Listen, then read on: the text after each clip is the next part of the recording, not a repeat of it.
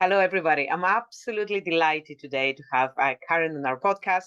As you know, now it's the fourth or fifth episode of Vina Talks ND Life.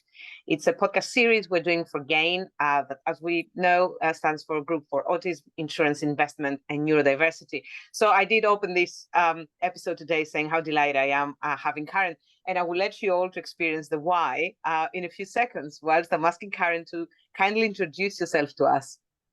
Okay. Floor is yours, Karen.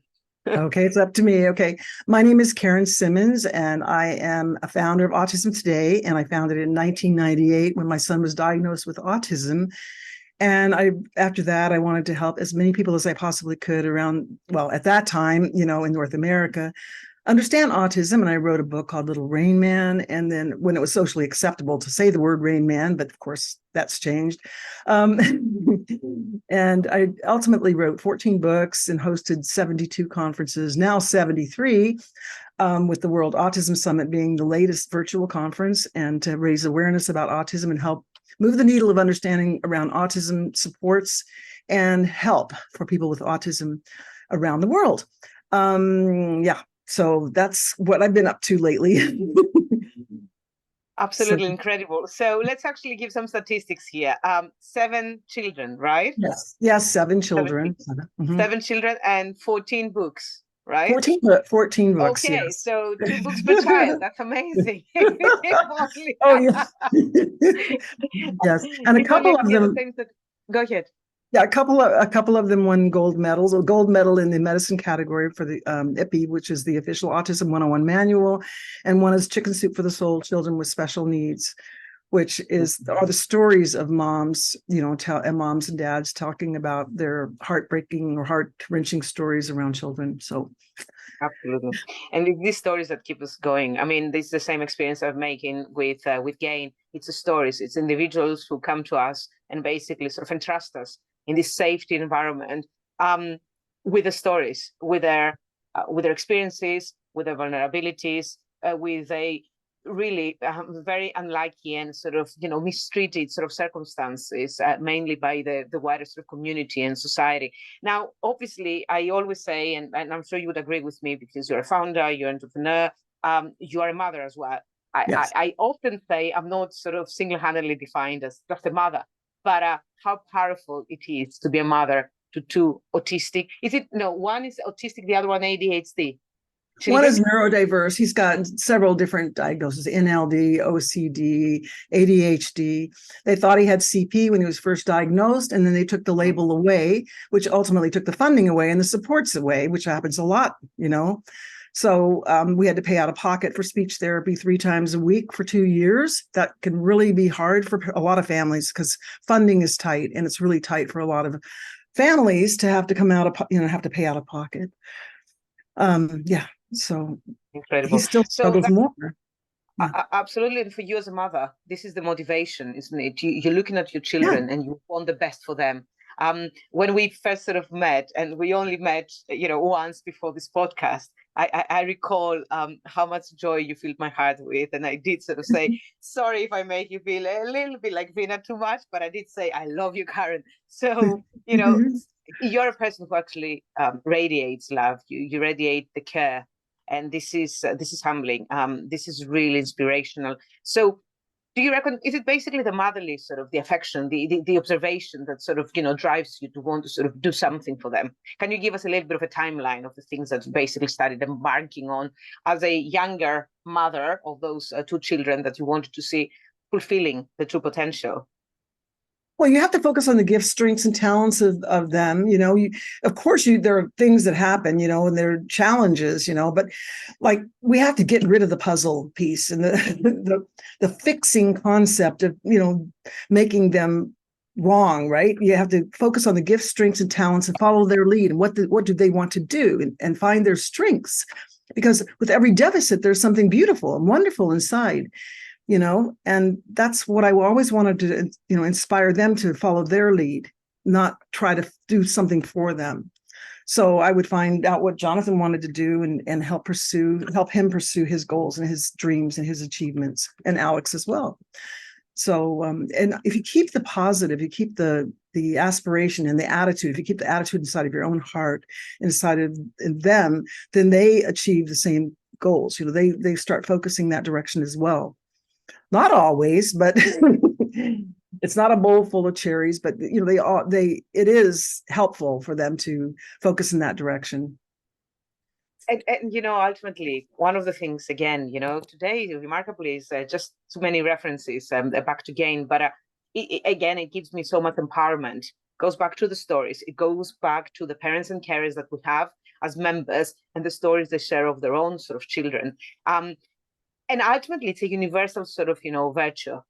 It's a virtue of being a parent. It doesn't come with a manual, Right. certainly not. And you sort of, you know, learn on the way. And essentially, you start sort of, you know, reflecting on the journey itself. You try and instill a little bit of your sort of, you know, values. But ultimately, it's not about steering them. It's about No. giving them the necessary sort of equipment, the arsenal of the sort of skills, the autonomies, in order for them to go out and sort of breathe, nurture themselves, and sort of grow, develop into the person they want to be. Mm-hmm. A safety net. You know, it's like riding a bike, right? You know, you ride it first on the grass, and then you ride it on the concrete, and you get a few bruises and bumps. And, you know, like Jonathan one time, he was riding his bike down the street, and he ran right in front of the traffic, and it was really, really scary for me. And I yelled at him and said, "John, don't do that." And that was the first time I realized he had feelings, because he came back to me crying and says, "You hurt my feelings." And I said, "Wow, I didn't really realize," because it's hard for them to show their feelings, right? But that was when he was 5 years old too. Wow, incredible. And there's feelings, and obviously there's opportunities for them to also come closer to themselves. And again, neurodiversity on the side for a second, as a young person starts to sort of become aware of their own feelings, of the bodies, of the brains, of the way that they sort of behave, which might be, and most certainly is different, because we're all different to each other. They try to find a way to control it, to sort of, you know, deal with it, to articulate it. And obviously, because again, you know, me coming from, you know, a Greek heritage environment, which is quite, you probably heard of continental European, is very attentive, is awfully cautious sometimes. We're always there, shadowing almost the kids. I mean, I say we, I suppose I beg to differ, because that's probably a few generations ago. But it does run in the DNA. And I've always told my parents, whenever they would be all over me, let me. It's okay. It's okay. As you said, the bumps and the graces, it will happen. We'll learn out of it. Obviously, what you have to sort of battle with is, as you said, the state, the funding, the circumstances of school, education. So how did you find this experience, Karen? You know, with the education and funding and the experts? You have to get in there with the experts, with the IEP team, with, you know, you have to work with them, be collaborative, work with the teachers. Everybody has an opinion, but you have to listen and work together as a team. That's the most important thing. Don't take sides, don't argue. It's not going to hurt. It's not going to help the child. The child, you know, put the child in the center. You know, there's going to be situations where the kids get bullied. You know that. That's happened since the beginning of time. In fact, there's one time that Jonathan was cutting the seats on the bus, and he got pulled into the principal's office, you know, like, "Jonathan, why are you cutting the seats on the bus?"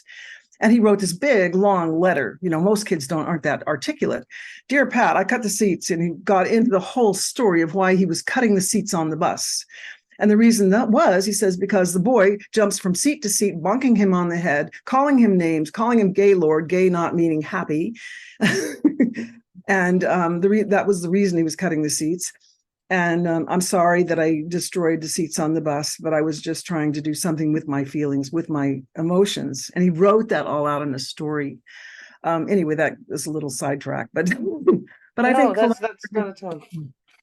Collaboration, working together, everybody's there for the child. Put the child in the center.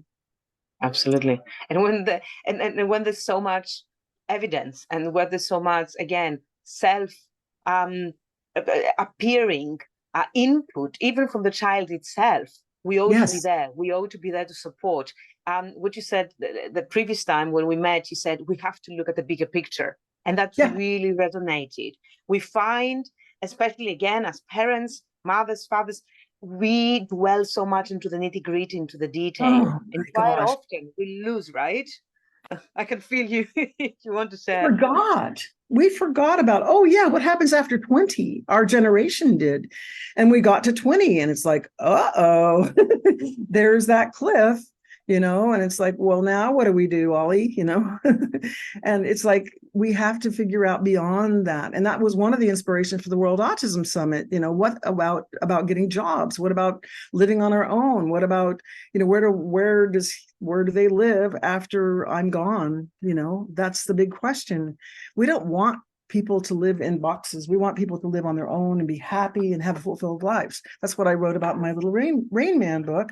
At the very end, I had a picture of a picnic and, everybody, living by them, living on their own and being happy. It's about being happy and being fulfilled.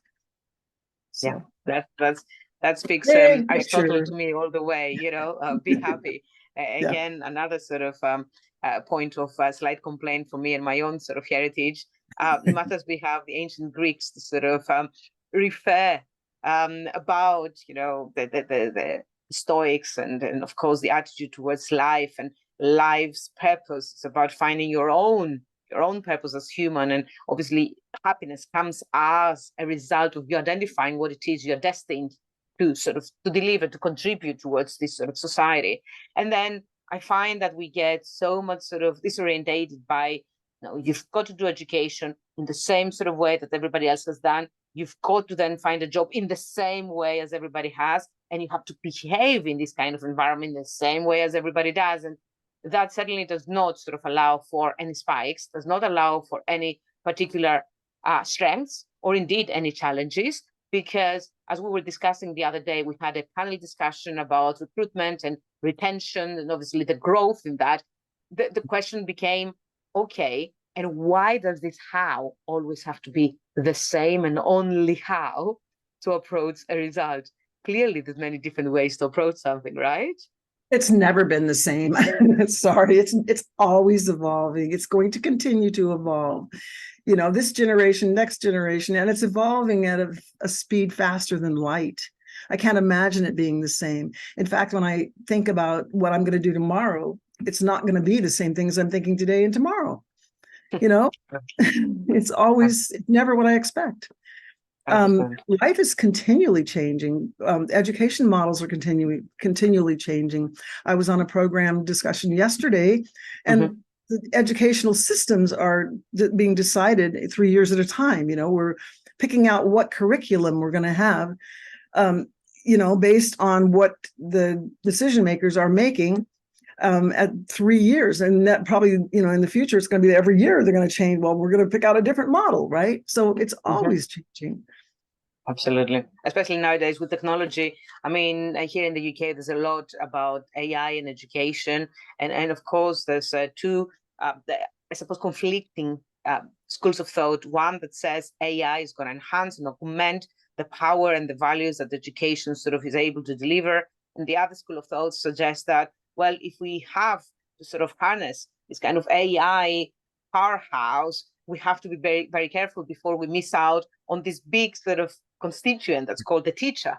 And this trust between the teacher and the students has to be there, because the critiquing, the critical thought, the curiosity, the creativity has to remain. It has to be enabled by technology rather than sort of replaced, because, okay, don't worry about this essay, just copy whatever ChatGPT tells you.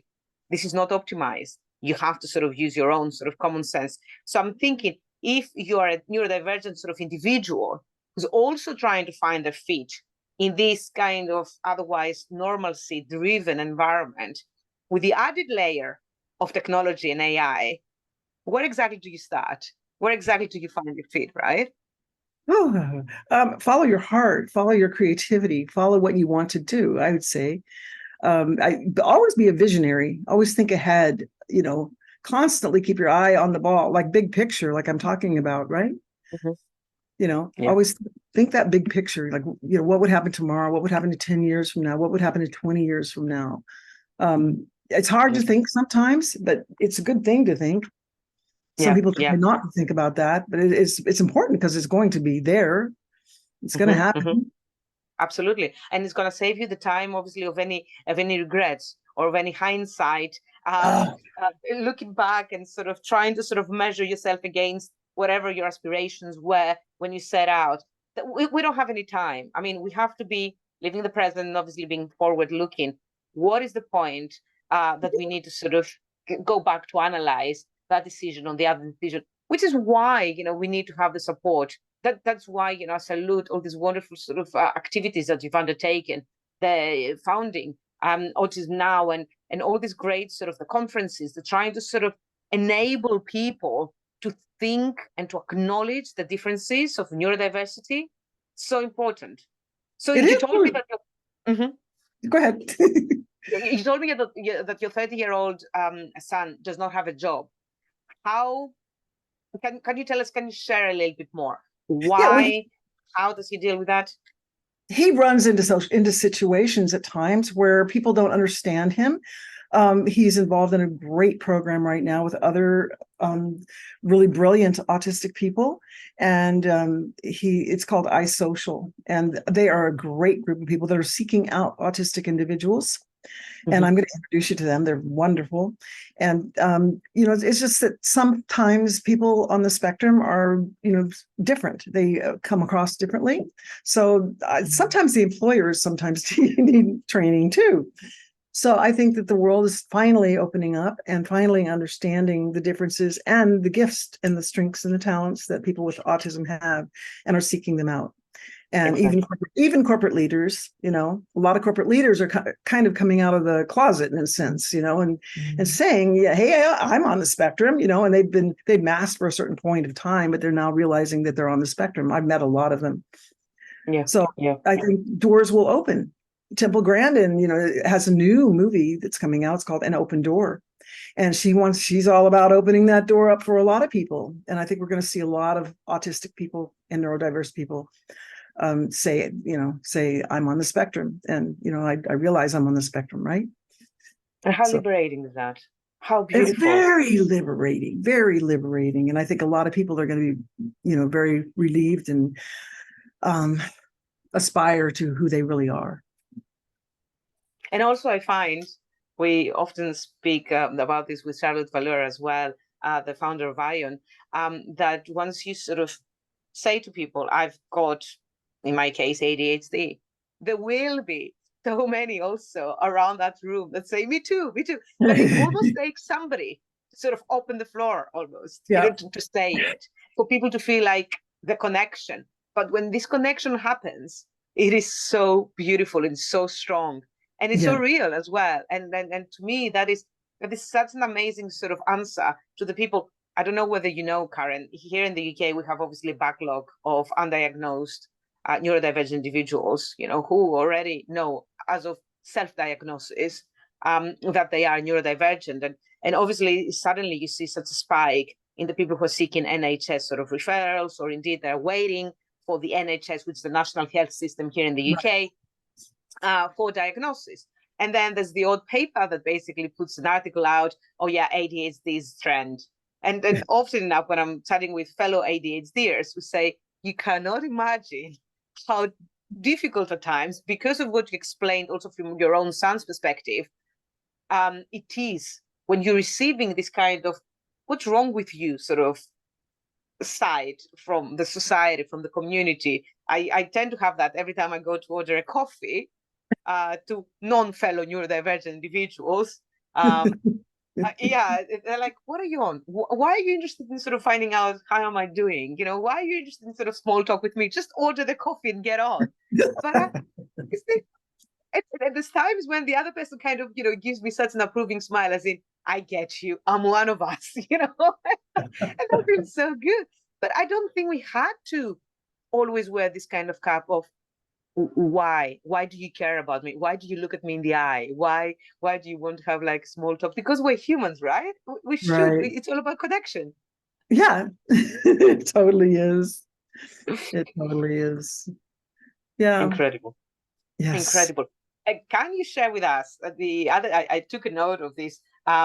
SHUVAP, right? Oh, And you yes. mentioned a friend of yours, yeah, really Yes. sort of sharing this with you. Would you like to break it down, this Yeah, acronym I for us? will. I will. Yeah, she's a very, very dear friend. And I'm going to send you over something about I think I sent you over the YouTube video. Actually, it's a TED Talk, TEDx. Her name is Patty Beach, and she has Lovely. SHUVA, which is being seen, heard, understood, valued, and appreciated. And it's what everybody needs, really. But I mean, it's so powerful for our neurodivergent and autistic population, because how many times do we not feel seen, heard, understood, valued, and appreciated? Understood. I mean, I guess to be valued and appreciated, you have to first be understood, right? Right. Understanding, I find it to be the foundation, really, understanding. And then you let people in, you accept. It's really a powerful concept. And she does life coaching and leadership training. So we're talking about doing a course for leadership training for people with autism and neurodiversity. Excellent. Leaders, Excellent. yeah, business leaders. So that's the cat out of the bag. We have a really, really big idea for that. There's a lot of people doing it for other, yeah. There's a lot of need, and the leaders, I mean, thankfully, because of the pandemic, this is at least my own take, there's been quite a big focus on people's well-being. Obviously, pandemic has sort of given us a mirror to acknowledge the fact that there are health and well-being issues. People had to be locked in their apartments. Families with children not having the luxury of a garden suddenly found themselves in this kind of box almost, that they have to homeschool the children. The children were asking to go out and play. And that the whole, well-being scenarios. In the same time, both parents working, having to find a little sort of corner in a room, in a, two room sort of flat. It's London after all. Like you probably know, in any big city, you don't afford, the mansions, possibly for the average person anyway. So that highlighted the well-being and the health sort of issues. And the corporate sort of setting realized also that if they want to hone productivity, if they really want to create a competitive advantage, they have to go back acknowledging human power, human capital. They sure did. I know in those situations, a lot of times the autistic people were actually more at home because they didn't have to engage and be in social situations, so there was a lot of creativity that had to come into play, like get counting things like spoons, forks, knives. Let's get to create the dinners together. And there was a lot more family bonding and things like that. But it was a very interesting time, wasn't it? Very interesting time. And what you said exactly corresponds to what we get from our members. As a person who leads our individual sort of members again, I get many of our neurodivergent members telling me that they'd rather continue working from home as much as they can, which is a little bit of a sad sort of story, since meanwhile many companies almost demand the workforce to return back into the offices. I mean, I do understand the dilemma, because essentially the rents you pay for this amazing skyscraper sort of, space, corporate space in London, obviously is quite expensive, and you want that to be utilized. You want people to be close to each other, to connect, and create this kind of, mindset. But what we need to do is go back to Patty's, acronym, and sort of understand that for people to feel valued and seen and appreciated, there has to be, again, the environment, and you said it beautifully, that safe environment to enable this nurturing, to enable that soil that specific flower needs in order to grow. Not any soil will do, right? Yes, absolutely. Absolutely. And I think a hybrid model would be really good, just to have, working from home, like kind of a combination of both, working at home and going in to work. But of course, it's up to each corporate entity to what they want to do. Yeah, absolutely. Which again takes us back to what you were saying about leadership. I mean, my pet hate is that we don't often distinguish between managers and leaders. Mhm. I find that managers are not necessarily leaders. Right. The police procedures, fine, but a leader has to lead by example, Mhm. has to inspire, has to be prepared to join the crew, Mhm. rather than sort of stay at the ivory tower and give orders. This is not leadership. The best leaders are the ones who basically feel the pulse, basically, of the Yeah. employees. Feel like a collaborative model of leadership where, you get alignment with all the team. And that's what Patty does. Excellent. She's my soul sister. Yeah. It's incredible when you find people with whom you can connect in this kind of way to create something that's complementary and brings things together. You said earlier, let's not sort of focus about puzzle when it comes to the individuals, but when it comes to the corporate sort of setting, let's focus on this puzzle, on these sort of little bits and bobs that basically once you bring together and you align them properly without sort of having one too many loose threads, you can make something coherent, succinct, something that makes sense, and something that, as you said, it prepares you for the future. Right. Right. And her book is called The Art of Alignment. I'm giving her a plug because she deserves it. The Art of Alignment. And the name of her company is called Leadership Smarts. So she's been doing this for many years, and she's brilliant. She has it down to a science. So, and yeah, she's very, very smart. And I'll send her TED Talk to you. Well, thank you very much. Thank you very much, and we'll make sure we share amongst our membership.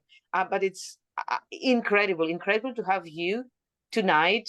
I mean, obviously, I do appreciate the time zone. So today, I say, talking to us. I mean, I find you hugely inspirational.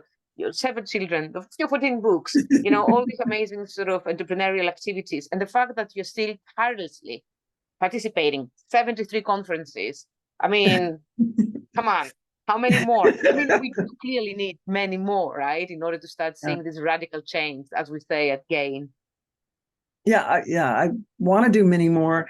I went scuba diving 2 years ago, and that, like you were talking about, never give up, right? I went scuba diving 2 years ago. Now I've got to get my hip replaced, so that's going to slow me down a little bit. But I'm glad I did, because I mean, I like right now I can't go scuba diving, but at 72, but I want to go at 74 if I can.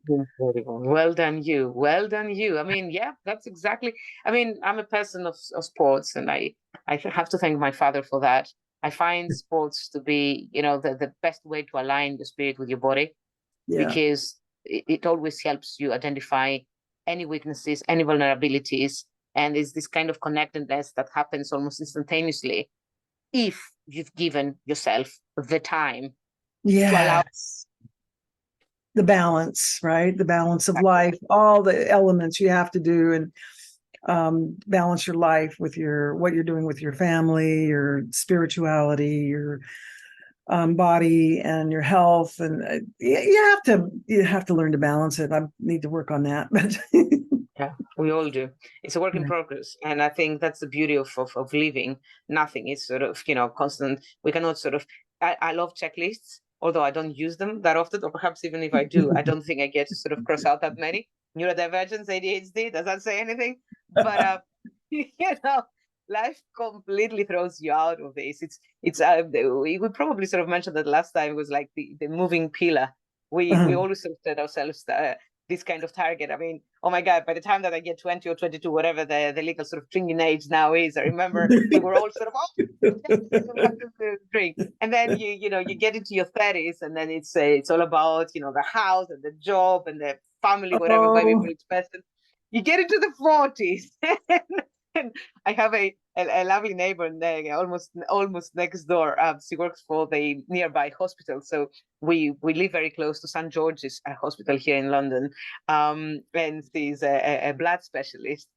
She comes from she comes from Prague, actually, and said to me when I was turning 40.